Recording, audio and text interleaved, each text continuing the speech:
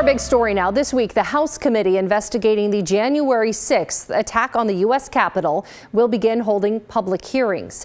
At the same time, organizations representing communities of color in Oregon have written a letter to the president asking him to combat white supremacy through investing in communities of color.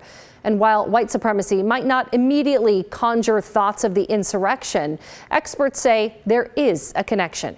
Here's Christine Pitawanich. I spoke with the head of Latino Network, Tony DeFalco, about a letter that his organization, along with 6 other organizations representing communities of color across Oregon, wrote to President Biden. That letter asks the president to invest $100 million into the Oregon nonprofits to combat white supremacy and the effects it has on communities of color. They say it's needed, especially in the wake of violence like the shooting in Buffalo, New York, where 10 people died and the suspect is being charged with murder as a hate crime. These are times in which we're seeing increasing domestic violent extremist activity, not just nationally, but here in Oregon. Tony DeFalco and others are ready for the federal government to act. We have a federal administration currently that has a stated commitment to stamping out white supremacy in this country. And we really have been ready for that action. According to a report out of the Secretary of State's office, Oregon ranks 6th in the country in violent extremist attacks. That has all of our communities on edge. That report looked at sort of a 10-year period of extremism on all parts of the political spectrum, left wing, right wing. A lot of that was the summer of 2020.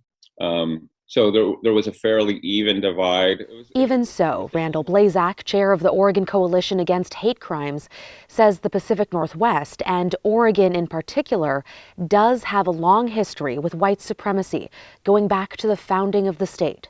The Klan ran the state in the 1920s. We've had skinhead violence, and now we have Proud Boy violence. In many ways, Oregon is seen as kind of the last bastion of white America. He says it's documented. The Pacific Northwest has a lot of people who support ideology connected to white supremacy and extremism. There was a study that was done after the January 6th riots in the Capitol that found that the highest internet search activity that was asking, how do I overthrow the government, or how do I join the Proud Boys, or how do I join the right-wing movement, was coming from Oregon. That we were the #1 state for people searching out how to overthrow the government. Speaking of January 6th, a number of people in Oregon allegedly participated, and Blazak says events in Oregon are believed to be tied to it. The warm-up for January 6th was in Salem in December when they attacked the state capitol in Salem. That was a precursor to January 6th, and so here we are right at the center of it again. And he says there is a real connection between white supremacy and the insurrection.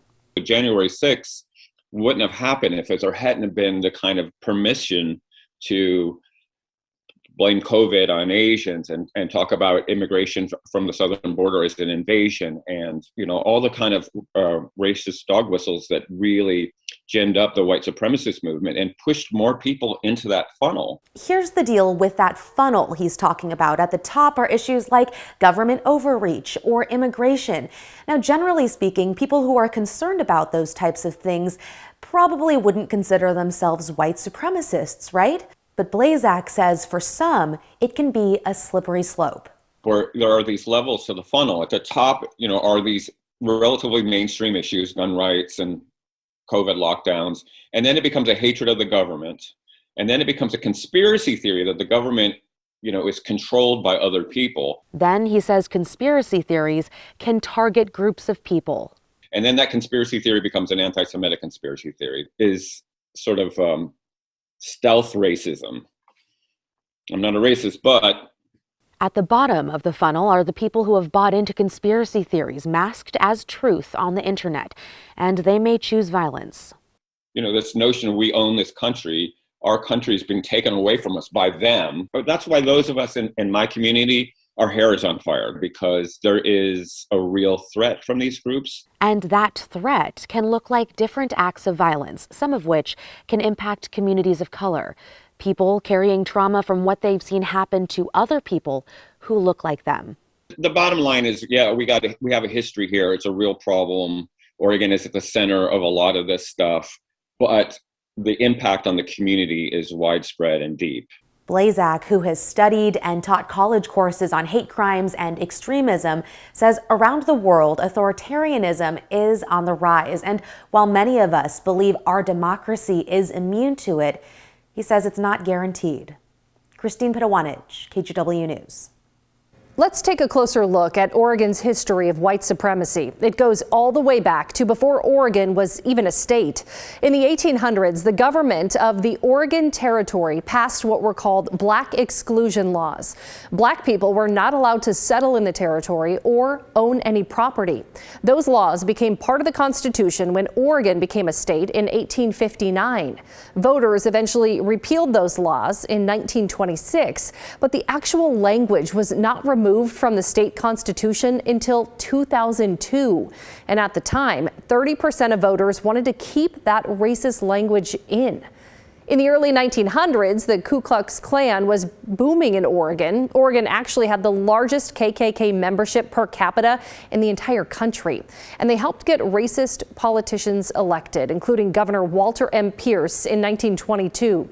Also, like a lot of cities around the country, Portland was no stranger to redlining. Banks denied mortgages to people of color in certain areas that created segregated neighborhoods.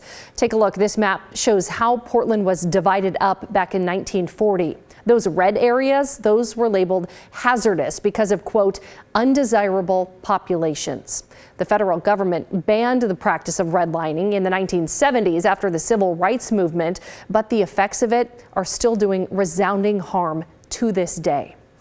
Okay, in the 1980s and the 90s, Portland became known as Skinhead City because of neo-Nazi groups based here. In 1988, 3 skinheads murdered an Ethiopian immigrant named Mulugeta Sarah. Here's a clip from the KGW Vault. The crime took place here on Southeast 31st early Sunday morning. 3 black men, all from Ethiopia, were sitting in this car talking. When one left to head for his apartment, another car pulled up. 3 young white men jumped out and began beating him. The other 2 Ethiopians never had a chance to stop it. They have some kind of a stick or steel, I don't know. Just immediately they come, just hit and follow him around and kick him. After that, when I try to open the door, just immediately they hit me and I start the car, try to move, and they hit the car, broke everything. There were also 2 women with the 3 skinheads, women who stayed in their car but who shouted encouragement. Well, one of Sarah's killers was sentenced to life in prison where he died in 2011.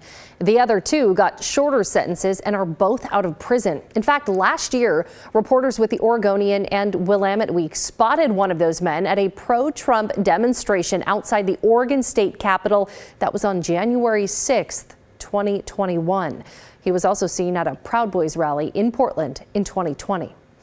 Now, speaking of the Proud Boys, they are designated as a hate group by the Southern Poverty Law Center, and they have spent a lot of time in Portland and Southwest Washington staging rallies and fighting with left-wing groups. The Federal Justice Department just charged the leader of the Proud Boys and 4 other members with seditious conspiracy in the U.S. Capitol attack. They are scheduled to go on trial in August.